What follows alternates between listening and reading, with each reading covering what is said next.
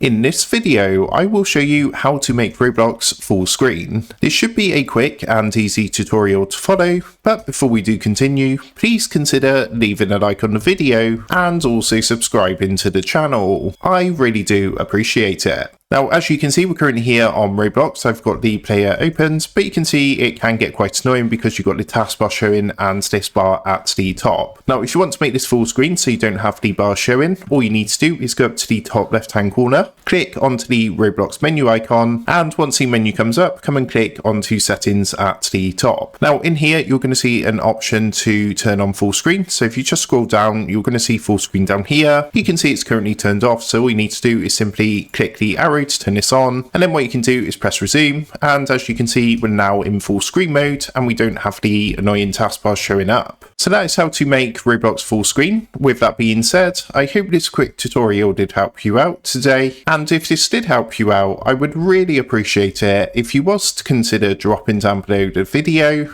leaving a like, and also subscribing to the channel. With that being said, I just want to take a minute to thank you guys for watching this quick tutorial, and I will see you in the next video.